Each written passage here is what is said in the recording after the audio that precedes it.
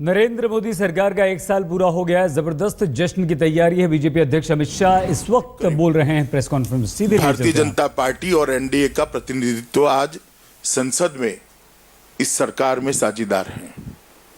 अरुणाचल में भारतीय जनता पार्टी का सांसद है तो कच्छ में भी भारतीय जनता पार्टी का सांसद है। लेह लद्दाख में भारतीय जनता पार्टी का सांसद है तो कन्याकुमारी में भी भारतीय जनता पार्टी का सांसद है। पूरब, पश्चिम, उत्तर, दक्षिण, मध्य चहु और भारतीय जनता पार्टी को इस देश की प्रजा ने सम्मानित किया है और हमें सरकार बनाने का मौका दिया। और आज इस सरकार 1 साल समाप्त कर रही है। सरकार के कामकाज के इवैल्यूएशन के कई तरीके होते हैं। कोई आंकड़ों से करता है, कोई सिद्धियों से करता है, मगर मैं मानता हूं कि इस सरकार की प्रमुख सिद्धि अगर कोई है तो इस देश में से विश्वास के संकट को कि जो हुआ था उसको इस सरकार ने समाप्त कर दिया। पहले देश की सरकार पर देश की जनता को भरोसा नहीं था कि सरकार देश को कहां पर ले जाएगी। देश के प्रधानमंत्री पर देश की कैबिनेट को भरोसा नहीं था और ब्यूरोक्रेसी को प्रधानमंत्री पर भरोसा नहीं था। आज वो विश्वास का संकट टल गया है। दुनिया भी बड़े भरोसे से, आनंद और आश्चर्य से भारत की प्रगति को देख रही है, उसको एक्नॉलेज कर रही है। और हर क्षेत्र में इस सरकार ने नई नई पहल की है और परिणाम भी पाए हैं। ये सरकार विजिबल सरकार रही है। पहले सरकार को ढूंढना पड़ता था। कई दिनों तक आप लोग पुकार लगा रहे थे, भाई सरकार कहां है, तब जाकर एक आधा स्टेटमेंट कहीं कोई कोने से आता था। अब शायद मीडिया से भी आगे सरकार प्रोएक्टिव होकर जनता की दिक्कत के समय में जनता के साथ खड़ी दिखाई पड़ती है। जम्मू कश्मीर में बाढ़ आती है, रेल आती है तो कुछ ही घंटों में मंत्री और प्रधानमंत्री वहां दिखाई पड़ते हैं। अपने पड़ोसी देश नेपाल में अगर भूकंप आता है तो तुरंत ही सरकार प्रोएक्टिव होकर नेपाल में दिखाई पड़ती है। तमिलनाडु में अगर भारतीय मछुआरों पर संकट आता है, उनको फांसी दी जाती है तो भारत सरकार इंटरवीन करती है। किसी क्रिश्चियन पादरी को अफगानिस्तान में अगवा किया जाता है तो भारत सरकार दखल कर कर उसको छुड़ा कर लाती है। आइए पीयूष जी, यहां आइए। हर जगह पे प्रोएक्टिव होकर ये सरकार दिखाई पड़ती है। ये विजिबल सरकार है और इस सरकार ने प्रधानमंत्री कार्यालय की गरिमा को फिर से पुनः प्रस्तापित किया है। एक जमाना था जब हर मंत्री 10 साल तक अपने मंत्रालय का प्रधानमंत्री होता था और प्रधानमंत्री को बेचारे को कोई प्रधानमंत्री ही नहीं मानता था। भारतीय जनता पार्टी ने स्थिति में परिवर्तन लाया है। आज हर एक मंत्री स्वतंत्रता पूर्वक अपने मंत्रालय का काम कर रहे हैं, फैसले ले रहे हैं। उन पर कोई मंत्री समूह नहीं थोपे गए हैं। 150 से ज्यादा जो मंत्री समूह बनाए गए थे, एक साथ सभी को भंग कर कर मंत्रियों को काम करने की स्वतंत्रता दी है। और प्रधानमंत्री कार्यालय पर भी पीएम ऑफिस का गौरव फिर से पुनः प्रस्तापित हुआ है। पॉलिटिकल जो नेता हैं उनका महत्व भी प्रस्तापित हुआ है। ये सरकार पॉलिसी पैरालिसिस में से बाहर आई है। जैसे ही समस्या सामने आती है, इसके निवारण के लिए ये सरकार तुरंत ही प्रोएक्टिव होकर अगर जरूरी है तो नीतियों में परिवर्तन करने के लिए तत्पर रहती है और इसके अच्छे परिणाम हमें मिले हैं। 10 साल तक देश की जनता किसी एक चीज से अगर सबसे ज्यादा त्रस्त थी तो वो भ्रष्टाचार था। 10 साल तक हर महीने कोई न कोई घपला, कोई घोटाला, लाखों करोड़ों रुपए के भ्रष्टाचार जनता के सामने आते थे, जो जनता के आत्मविश्वास को हिलाकर रख देते थे। और दुनिया में भी हिंदुस्तान की साख दिन प्रतिदिन ये घोटालों के कारण गिरती जाती थी। मोदी जी के नेतृत्व में जब भारतीय जनता पार्टी के कार्यकर्ता जनता के पास पब्लिक मैंडेट लेने के लिए गए थे, उस वक्त हमने वचन दिया था कि हम भ्रष्टाचार को इस व्यवस्था से उखाड़ कर फेंक देंगे। मुझे आपको बताते हुए बहुत आनंद हो रहा है मित्रों, 1 साल में हमारे विरोधी भी इस सरकार पर भ्रष्टाचार का कोई आरोप नहीं लगा सकते। पूरा 1 साल हो गया इस सरकार के नाम पर, भ्रष्टाचार के नाम पर कोई सवाल नहीं खड़ा कर सका। और मैं मानता हूं ये भारतीय जनता पार्टी की, मोदी सरकार की बहुत बड़ी उपलब्धि है। और यूपीए के द्वारा, कुछ मंत्रियों के द्वारा जीरो लॉस की थ्योरी बार बार प्रस्तापित की जाती थी और घंटे तक आप लोग दिखाया करते थे, लंबी लंबी अंग्रेजी में बहस सुनाया करते थे कि कोयला में कोई नुकसान नहीं हुआ, स्पेक्ट्रम में कोई नुकसान नहीं हुआ। आज भारतीय जनता पार्टी की मोदी सरकार ने 229 खदानें जो कांग्रेस ने आवंटित की थी, जिसको सुप्रीम कोर्ट ने रद्द कर दिया, उसमें से सिर्फ 20 खदानों का पारदर्शी नीलामी कर 2 लाख करोड़ से ज्यादा भारत के खजाने में इजाफा किया है। वो ही बताता है कि कैग ने नुकसान को कुछ कम ही आंका था। 229 खदानों में 1,59,000 करोड़ का नुकसान का जो अंदाज था वो गलत था। सिर्फ 20 खदानों में 2 लाख करोड़ रुपया भारत सरकार की तिजोरी में आज वृद्धि हुई है। 1/3 क्षमता वाले स्पेक्ट्रम का नीलामी ये भारतीय जनता पार्टी की मोदी सरकार ने की और 1,09,000 करोड़ रुपया देश की तिजोरी में जमा हुआ है। मैं मानता हूं मित्रों, आज जवाब उन्हें न देना चाहिए जो जीरो लॉस की थियरी लेकर इस देश की जनता के सामने उपस्थित होते थे, जो चोरी पर सीना चोरी करते थे, जो कहते थे कोई नुकसान नहीं हुआ था। भारतीय जनता पार्टी की सरकार ने कृति से बता दिया है कि आपने देश के खजाने को कितना बड़ा नुकसान किया था। आज 1 साल के बाद मैं भारतीय जनता पार्टी की ओर से मांग करता हूं कि कांग्रेस के नेता फिर से एक बार जरा जीरो लॉस वाली थियरी को देश के सामने रखने का साहस करें। सत्य को तोड़ मरोड़ कर रखने की भी सीमाएं होती हैं, जनता को गुमराह करने की सीमाएं होती है। सार्वजनिक जीवन को, सार्वजनिक जीवन में झूठ को सच बनाने का जो कला उनको सिद्धहस्त है, वो उसका हमने कृति से जवाब दिया है मित्रों। काले धन पर बार बार भारतीय जनता पार्टी पर कांग्रेस के नेता निशान लगाते हैं कि काले धन में ये नहीं हुआ, वो नहीं हुआ। मैं पूछना चाहता हूं कि 68 साल की आजादी में 60 साल कांग्रेस का राज रहा, कांग्रेस ने काले धन की रोकथाम के लिए क्या किया? कोई एक बात बता दे। यूपीए की सरकार थी तब तक कांग्रेस काले धन की रोकथाम के लिए क्या किया? सुप्रीम कोर्ट का ऑर्डर आ गया था, 1.5 साल से सुप्रीम कोर्ट के ऑर्डर के बावजूद भी कांग्रेस की सरकार ने एसआईटी बनाने का काम नहीं किया था। भारतीय जनता पार्टी की मोदी सरकार बनने के बाद पहले ही कैबिनेट का पहला फैसला काले धन की जांच के लिए एसआईटी बनाने का हुआ। वो मोदी सरकार की प्रतिबद्धता दिखाता है कि हम काले धन की रोकथाम के लिए कितने प्रतिबद्ध हैं। 3 साल से देशों से, दुनिया भर के देशों से जो सूचनाएं आकर पड़ी थी, वो सूचनाओं को ऊपर कोई कार्यवाही नहीं होती थी।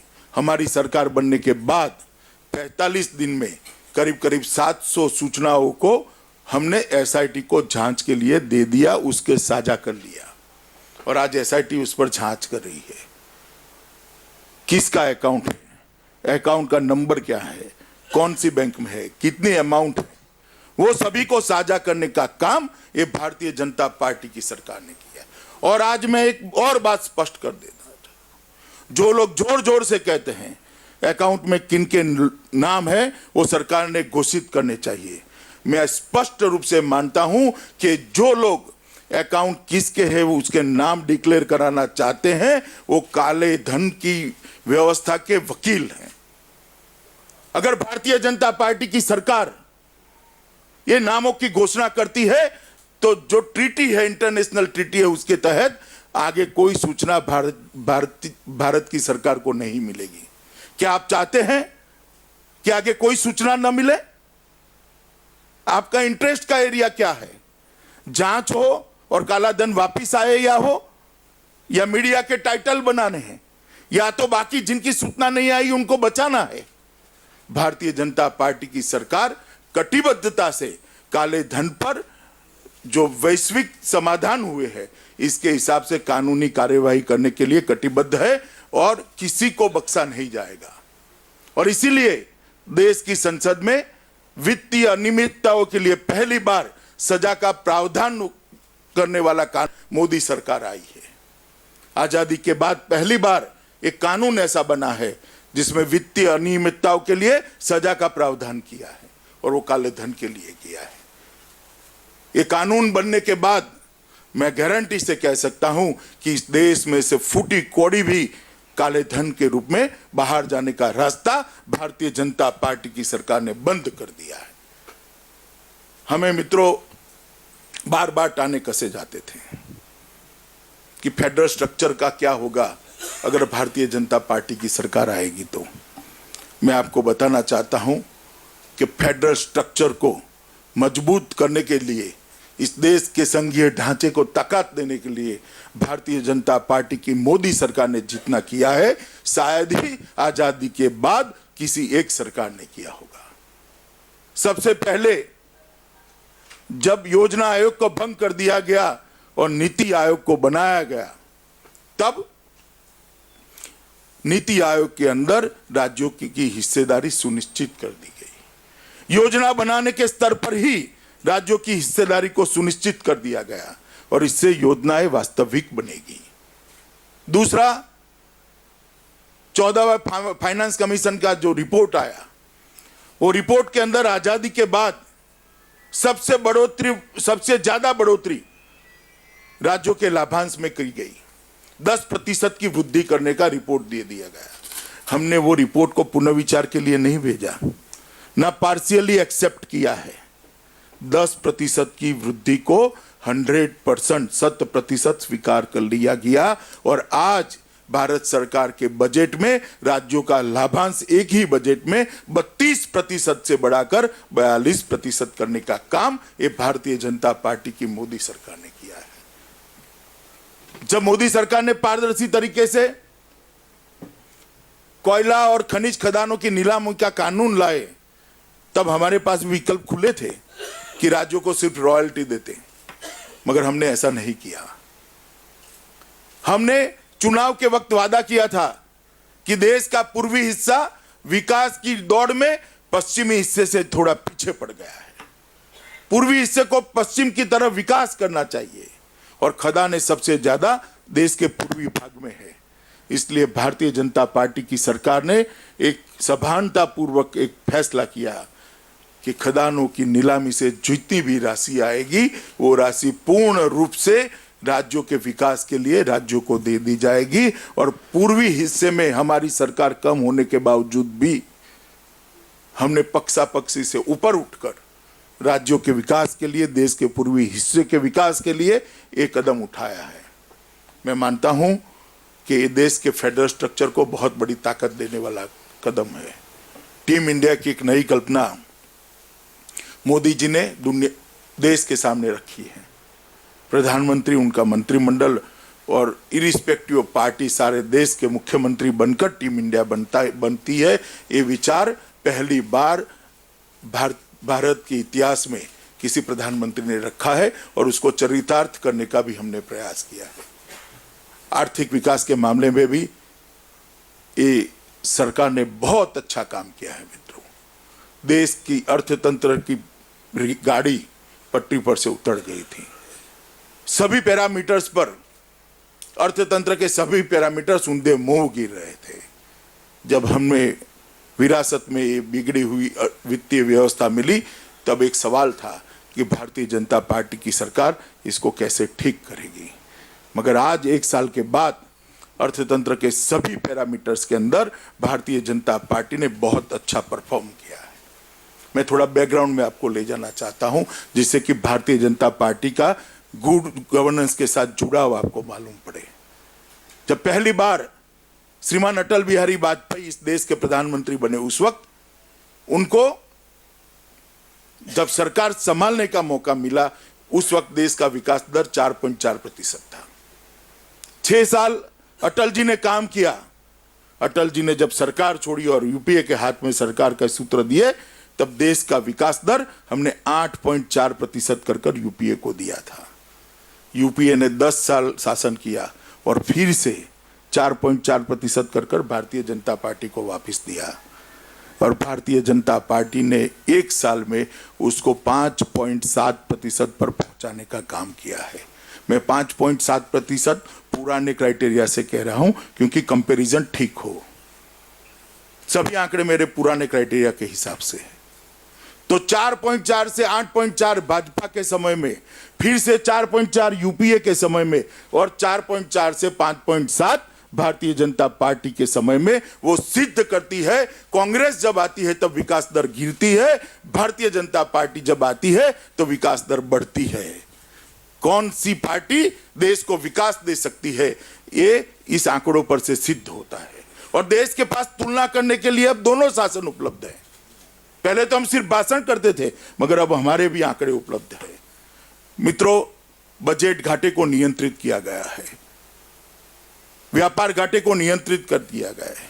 एफडीआई में इन्वेस्टमेंट 44% बढ़ा है। फॉरेक्स 15 साल के सबसे ऊपर है। महंगाई को नियंत्रित कर दिया गया है। थोक महंगाई जो 6% से 7% के बीच में 10 साल तक झोले खाती रही, उसको -2.66 पर पहुंचाने का काम ये भारतीय जनता पार्टी की सरकार ने किया है। और खुदरा महंगाई जो 8.7% तक पहुंच गई थी, उसको 5.6% पर पहुंचाने का काम ये भारतीय जनता पार्टी की मोदी सरकार ने किया है। अर्थतंत्र के सभी पैरामीटर्स के अंदर भारतीय जनता पार्टी की सरकार ने बहुत अच्छा परफॉर्म किया है। हमने कहा था, मोदी जी ने जब नेता चुने गए एनडीए के, तब कहा था ये सरकार गरीबों के लिए काम करेगी। हमारी प्राथमिकता देश के गरीब को विकास की दौड़ में आगे की लाइन में ले जाने की रहेगी। और 1 साल में भारतीय जनता पार्टी की सरकार ने गरीबी को एड्रेस करने के लिए बहुत काम किया है। 68 साल की आजादी के बाद भी देश के 7 करोड़ लोग ऐसे थे जिनके पास पूरे परिवार में एक भी बैंक अकाउंट नहीं था। अर्थतंत्र के साथ उसका जुड़ाव ही नहीं था। भारतीय जनता पार्टी की सरकार ने, जब प्रधानमंत्री नरेंद्र मोदी ने लाल किले की प्राचीर से जन धन योजना की घोषणा की, और आज देश के 15 करोड़ फैमिली के अंदर बैंक अकाउंट पहुंचाने का काम समाप्त कर दिया गया है।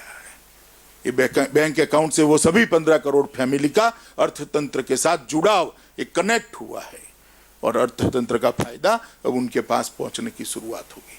और इस बजट के अंदर देश के सभी नागरिकों के लिए, चाहे मध्यम वर्ग के है, लोअर मिडिल क्लास के है या गरीब है, सबके लिए 12 रुपये के अंदर 2 लाख रुपये का एक्सीडेंट बीमा, महीने के 1 रुपये के प्रीमियम से, और दिन के 1 रुपये के प्रीमियम से, 330 रुपये के प्रीमियम से 2 लाख रुपये का लाइफ इंश्योरेंस देने का काम भारतीय जनता पार्टी की सरकार ने किया है।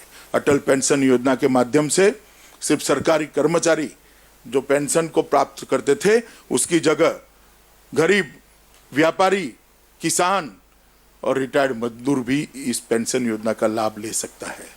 मित्रों, कई सारी ऐसी योजनाएं गरीबी उन्मूलन के लिए ले आई। रोजगार, बेरोजगारी गरीबी की जन्यता है। अगर बेरोजगारी हट जाती है तो गरीबी अपने आप हट जाएगी। मुद्रा बैंक की योजना लाकर इस देश के करोड़ों गरीब स्वरोजगारी करने वाले लोगों को सहायता करने की भारतीय जनता पार्टी ने की सरकार ने एक नई पहल करी है। 10,000 से 10 लाख रुपए तक की ऋण सरल शर्तों के साथ देने का हमने शुरुआत किया है। जब बैंकों को राष्ट्रीयकृत किया गया तब इंदिरा जी ने कहा था कि बैंक के दरवाजे हमने गरीबों के लिए खोल दिए हैं, मगर वास्तविकता ये थी कि बैंक में गरीबों को कोई एंट्री ही नहीं थी। ना उनका बैंक अकाउंट खुला था, ना ऋण मिलता था। हमने बैंक अकाउंट भी खुला है और ऋण देने की भी व्यवस्था की है। एक छोटे छोटे उद्यमियों को 10,000 से 10 लाख तक लोन देने की व्यवस्था ये भारतीय जनता पार्टी की सरकार ने की है। मैं मानता हूं इससे कृषि पर की निर्भरता भी कम होगी और कृषि पर से कुछ लोग अगर स्वरोजगारी में आते हैं तो कृषि भी फायदे का व्यापार बनती है, क्योंकि कृषि में फायदा नहीं है ऐसा नहीं है, मगर उसकी कैपेसिटी से ज्यादा लोग आज कृषि पर निर्भर है। इसी के कारण कृषि का नुकसान होता है। अगर कुछ लोगों को स्वरोजगार के माध्यम से अन्यत्र शिफ्ट कर दिया जाता है तो कृषि भी फायदे का व्यापार आज भी है। मित्रों, मेक इन इंडिया और स्किल डेवलपमेंट के माध्यम से हमने बेरोजगारी की समस्या को हल करने की दिशा में एक बहुत बड़ा कदम उठाया है। मेक इन इंडिया की पहल को दुनिया में सबसे बहुत अच्छा प्रतिसाद मिल रहा है। उत्पादन भी बढ़ने वाला है, उससे एक्सपोर्ट भी बढ़ेगा, रोजगारी भी बढ़ेगी और सरकार की रेवेन्यू भी बढ़ेगी। ये मेक इन इंडिया योजना के कारण चहुओर से अर्थतंत्र में विकास आने वाले दिनों में होने वाला है। इंफ्रास्ट्रक्चर के मामले में भी भारतीय जनता पार्टी की सरकार ने बहुत अच्छा किया है। यूपीए के 10 साल के अंदर राज्यों की रोड बनाने की गति को मिलाकर पूरे देश की पर दिन रोड बनाने की गति 5 किलोमीटर की थी। भारतीय जनता पार्टी की सरकार ने सिर्फ केंद्र सरकार आज दिन के 10 किलोमीटर रोड बना रही है। इस पर से आप मानिए, समझिए कि कितनी गति हमने बढ़ाई है। बिजली के मामले में बिजली के उत्पादन में 8.6% की वृद्धि हुई है। मैं मानता हूं आजादी के बाद सबसे ज्यादा बिजली उत्पादन में वृद्धि करने वाला कोई अगर साल रहा है तो मई का साल रहा है। बिजली की इंस्टॉल कैपेसिटी उत्पादन की उसमें भी 22,000 मेगावाट जोड़े गए हैं। और ट्रांसमिशन अगर नहीं होता है तो बिजली उत्पादन करके क्या करेंगे, उसमें भी 22,500 सर्कल किलोमीटर की वृद्धि हुई है। और हम चाहते हैं कि 2019 तक देश के हर गांव के अंदर 24 घंटा अनइंटरप्ट बिजली पहुंच जाए, जिससे रोजगारी भी बढ़े, स्वास्थ्य सेवाएं भी सुधरे, शिक्षा की व्यवस्था भी सुधरे और लोगों का जीवन धोरण ऊपर आ जाए। और इसके लिए दीनदयाल ग्राम ज्योति योजना के अंदर 45,000 करोड़ रुपया इस सरकार ने बजट के अंदर प्रोविजन किया है। राजस्थान ने एमओयू कर दिया है, कई राज्यों के साथ भारत सरकार की चर्चा चल रही है। धीरे कर जैसे ही राज्य अपनी क्षमता बढ़ाएंगे केंद्र सरकार के सहयोग से, वो दिन दूर नहीं है कि कश्मीर से कन्याकुमारी तक और असम से गुजरात तक पूरे देश में हर गांव में 24 घंटा बिजली पहुंचाने का हम काम कर देंगे। पहल के तहत इस देश के सभी गैस धारकों को जो सब्सिडी मिलती थी वो सीधी उनके अकाउंट में देने की व्यवस्था भारतीय जनता पार्टी की सरकार ने की है। और प्रधानमंत्री ने एक मॉरल अपील की थी, गिव इट अप। मैं आज आप सबके माध्यम से वो अपील को दोहराने चाहता हूं कि देश भर के संपन्न नागरिक जिन पर ईश्वर की कृपा है वो सब्सिडी वाले गैस छोड़े। सरकार गारंटी देती है कि आप जो गैस छोड़ेंगे वो सरकारी खजाने में उसकी सब्सिडी जमा नहीं होगी। कोई गरीब के घर में धुआं खाकर रसोई बनाने वाली महिला के आंसू पोंछने में वो सब्सिडी जाएगी। एक और कनेक्शन गरीब के लिए दे दिया जाएगा।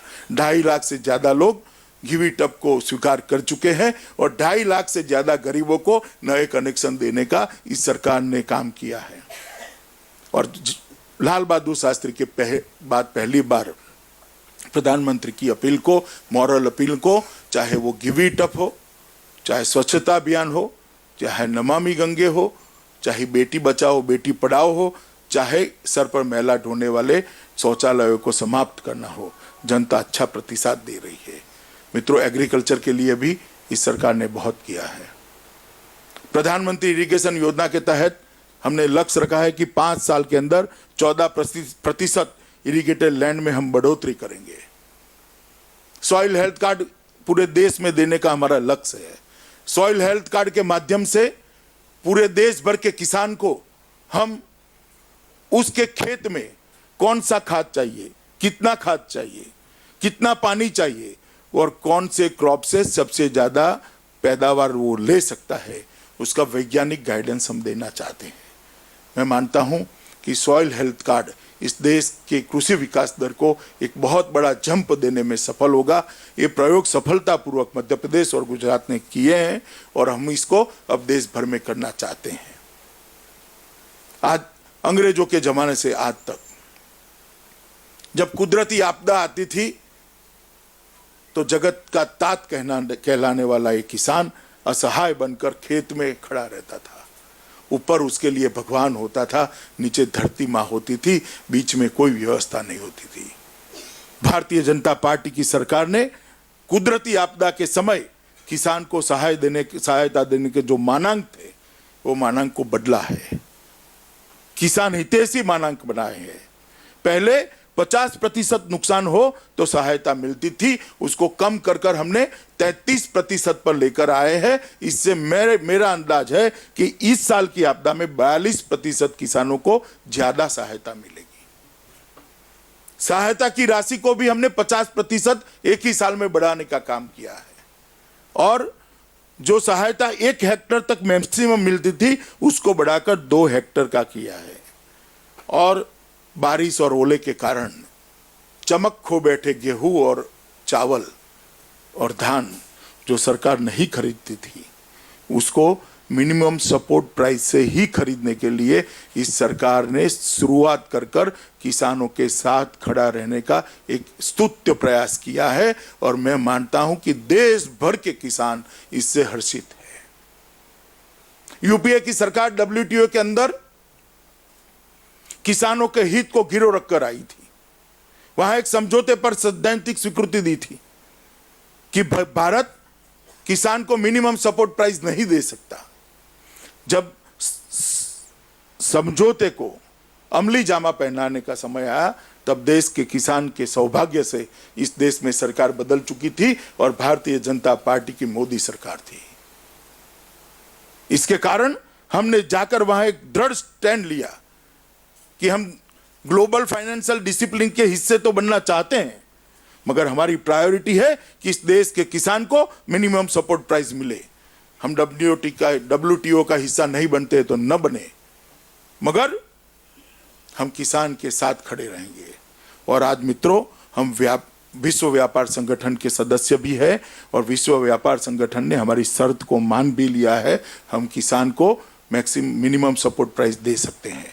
मैं मानता हूं पॉलिटिकल विल का इससे अच्छा परिचय दुनिया में और कोई नहीं हो सकता। मित्रों, इस सरकार ने सुरक्षा, सम्मान, समृद्धि, संस्कृति और संवाद ये 5 बिंदुओं पर इस देश की विदेश नीति को आगे बढ़ाने का काम किया है।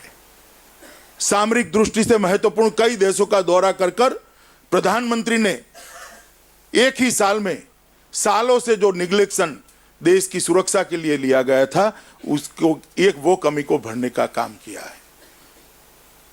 और दुनिया में जहां जहां भी प्रधानमंत्री जी को जाना हुआ वहां एक 125 करोड़ के लोकतंत्र के प्रधानमंत्री को जो मिलना चाहिए वो उचित सम्मान सालों के बाद मिलते हुए हम देख रहे हैं।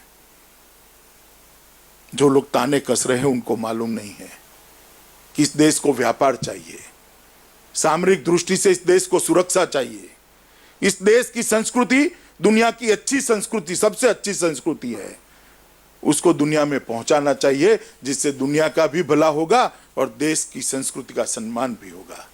अगर एक गौरव के साथ इस 125 करोड़ देश का प्रधानमंत्री दुनिया के सामने भारत का परिचय नहीं रखता है तो मैं मानता हूं वो अपनी फर्ज से पीछे हटा है। और खाली जाकर भाषण पढ़ने की जगह एक लाइव संवाद कर वहां भारत की स्वीकृति कराकर प्रधानमंत्री दुनिया में से वापिस आए हैं और बहुत बड़ी उपलब्धि है ये भारतीय जनता पार्टी की सरकार की। मित्रों, रक्षा के मामले में भी भारतीय जनता पार्टी की सरकार ने तीनों सेनाओं को उनके रक्षा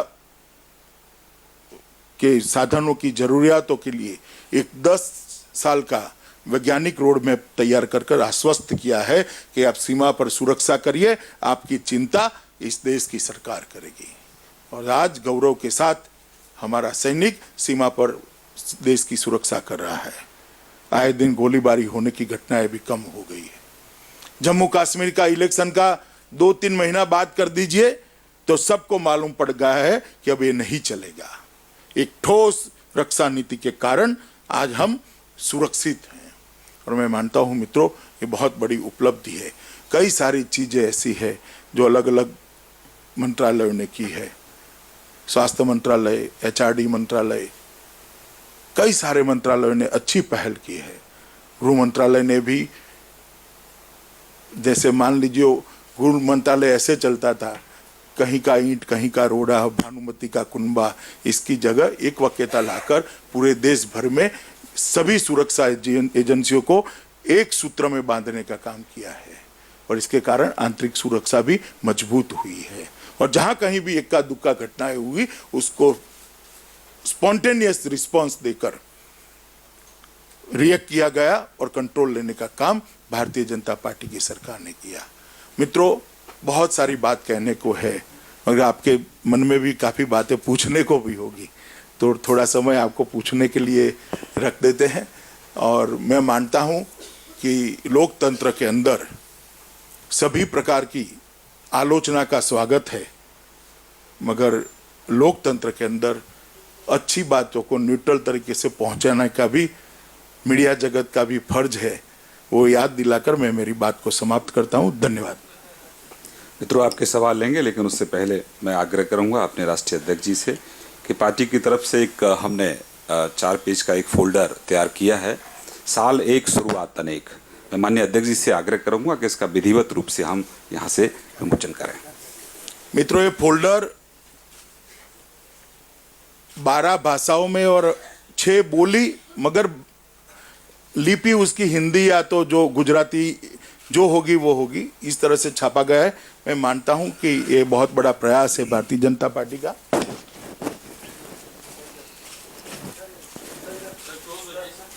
नजदीक आ जाओ।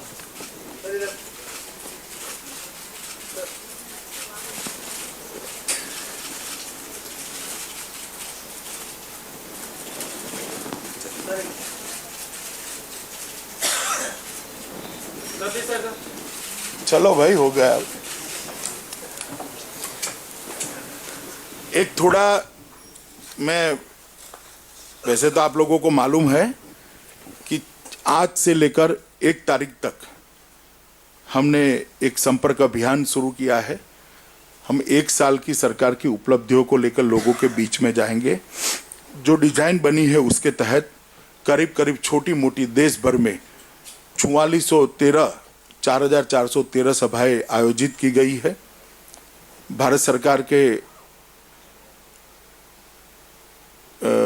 प्रचार प्रसार विभाग की ओर से, इंफॉर्मेशन ब्यूरो की ओर से प्रदर्शनी भी लगाई गई है और कुछ वैन भी डार्क एरिया वाले देश के हिस्सों में घूमेंगे और 250 बड़ी सभाएं और कुल 4,413 सभाओं का आयोजित किया गया है। भारतीय जनता पार्टी के कार्यकर्ता ये साहित्य और भारतीय जनता पार्टी का परिचय लेकर करीब करीब 8 करोड़ घर में 3 महीने में जाने का हमारा प्रयास रहेगा। जून, जुलाई, अगस्त 3 महीने में हम 8 करोड़ घरों में जाने का प्रयास करेंगे और सीधा जनता का संपर्क कर कर सरकार और जनता के बीच में संवाद प्रस्थापित हो, इसके लिए हमारा ये विनम्र प्रयास होगा। क्योंकि हम मानते हैं कि जिन्होंने हमें मैंडेट दिया है उसको हमारा हिसाब देना हमारा फर्ज है। इसकी दृष्टि से ये भारतीय जनता पार्टी के कार्यकर्ताओं का एक विनम्र प्रयास है कि ये पत्रिका को लेकर भारतीय जनता पार्टी के कार्यकर्ता करोड़ों लोगों का संपर्क करेंगे। धन्यवाद। सबसे पहले विकास भदौरिया जी, माइक आप दे दीजिए। अमित जी, मेरा सवाल आपसे ये है, आपने उपलब्धियां गिनाई सरकार ने एक साल में जो भी काम किए, लेकिन शुरुआत जो हो रही है, चाहे वो प्रधानमंत्री जी का भाषण हो या आपकी प्रेस कॉन्फ्रेंस हो या आपके भाषण हो दूसरे नेताओं की, वो हो रही है एक साल पुराने बुरे दिन की याद दिलाकर। क्या सरकार की उपलब्धियां इतनी कम हैं या इतनी कमज़ोर हैं वो शुरुआत कि सरकार को और पार्टी को उन बुरे दिनों की याद दिलाकर तुलनात्मक उपलब्धियां गिनाने की ज़रूरत पड़ रही है? ना, आपका देखने का नज़रिया ठीक नहीं है। हम जब कहते हैं कि कोई भ्रष्टाचार नहीं हुआ है, उस वक्त कंपैरिजन के लिए रखते हैं, साथ में ये कोई भ्रष्टाचार नहीं रहा है, हुआ है, वो उपलब्धि तो है ही। आप सिर्फ भ्रष्टाचार नहीं हुआ है इसको देखिए तो बातें ठीक हो जाएगी। रामनारायण श्रीवास्तव जी, माइक लीजिए सर। अमित जी, आपने केंद्र राज्य संबंधों की बात की है, संघीय ढांचे की मजबूती की बात की है, लेकिन केंद्र सरकार का हाल में दिल्ली की यूनियन टेरिटरी में जो सरकार है उससे टकराव चल रहा है। वहाँ पर कोई आपका सही कोई सरोकार नहीं बैठ पा रहा है, आपके विवाद बढ़ रहे हैं, इसको किस रूप में देखते हैं आप? देखिए, वो जो टकराव चल रहा है, सो कॉल्ड टकराव, वो टकराव नहीं है, संविधान के इंटरप्रिटेशन का मामला है। संविधान का इंटरप्रिटेशन राज्य सरकार एक तरीके से कर रही है, केंद्र सरकार दूसरे तरीके से कर रही है। मामला कोर्ट में जाएगा, अपने आप मामला सेटल हो जाएगा। इससे राज्यों के साथ दुर्व्यवहार का कोई मामला नहीं है भैया, संविधान के इंटरप्रिटेशन का मामला है, उसकी व्याख्या का मामला है। विजय त्रिवेदी जी, मैं आपको थोड़ा ज़्यादा समझाने के लिए दुर्व्यवहार किसको कहते हैं मैं समझाता हूँ। जब यूपीए की सरकार थी तब गुजरात सरकार को 5 साल तक रॉयल्टी नहीं दी गई थी। गैस की दिल्ली की प्राइस और गुजरात सरकार की प्राइस में 270% का अंतर था, इसको दुर्व्यवहार कहते हैं। विजय त्रिवेदी जी। अमित जी, मैं विजय त्रिवेदी हूँ, न्यूज़ नेशन से। मेरी याददाश्त थोड़ी कमज़ोर है, लेकिन 1998 से 2004 तक जब वाजपेयी जी की गठबंधन सरकार थी तो पार्टी हमेशा ये कहती थी कि ये गठबंधन की सरकार है और गठबंधन का धर्म निभाने के लिए वो भारतीय जनता पार्टी को बहुमत मिलेगा तब वो करेगी। आज अमित शाह जैसे अध्यक्ष के नेतृत्व में और नरेंद्र मोदी जी के रहते हुए पार्टी को बहुमत मिला, स्पष्ट बहुमत मिला है, लेकिन पार्टी के जो कार्यकर्ता है वो अब भी इंतजार कर रहे हैं कि वो आप कोर इश्यूज पर कब आज भी वो कोर इश्यू को एड्रेस करने जितना बहुमत हमें नहीं मिला है। आपको ये मालूम होना चाहिए, उसके लिए हमें 370 सीटें चाहिए। कृपया आप थोड़ा संविधान को ठीक से पढ़ लीजिए तो चीजें क्लियर हो जाएगी। देवेंद्र पराशर जी। सर, करप्शन को लेकर एक सवाल है। यूपीए गवर्नमेंट में प्रदीप बैजल जो कि ट्राई के चेयरमैन हुआ करते थे, उन्होंने एक किताब लिखी है, उसमें ये कहा है कि तब के प्रधानमंत्री मनमोहन सिंह ने ये धमकी भी दी थी कि अगर आप 2G मामले में सपोर्ट नहीं करेंगे तो आपको इसका नुकसान उठाना पड़ेगा। चलिए, मैं इस पर कोई टिप्पणी करना नहीं चाहता। सारी चीजें कोर्ट में और अलग अलग जांच एजेंसियों के सामने होगी, वो निर्णय करेंगे। हाँ, mister Venkat. So, my name is Venkataraman from Tamil Nadu. You've given a long lecture about the achievements of last 1 year. Have you ever thought about the southern state, 5 states, where your bhashan should be addressed to the people also, the non-Hindi speaking state? Have you taken any initiative? Even today what you have given is totally on Hindi, all the नहीं, वो तमिल के तमिल नहीं, मेरी बात, जो बच्चा week है उसके लिए गवर्नमेंट और पेरेंट्स ज्यादा इम्पोर्टेंट बहुत अच्छा काम किया है। Whereas your government is least bothered about to concern the people of Tamil Nadu. ना जी, जब महंगाई घटती है तो तमिलनाडु में फायदा होता है। गैस की सब्सिडी डायरेक्ट जाती है तो तमिलनाडु में भी जाती है। बिजली 24 घंटा पहुंचेगी तो तमिलनाडु में भी पहुंचेगी। और तमिलनाडु के लिए विशेष क्या किया, ऐसे मैंने हर राज्य का सेपरेट कर यहाँ पर नहीं बताया है। और जो लिटरेचर की आप बात कर रहे हैं वो तमिल में भी छपा है, मलयाली में भी छपा है, तेलुगु में भी छपा है, कन्नड़ में भी छपा है। मैंने पहले ही कहा कि देश की 12 भाषाओं में छपा गया है। क्योंकि आप दिल्ली में बैठे हैं, इस हिंदी में दिया।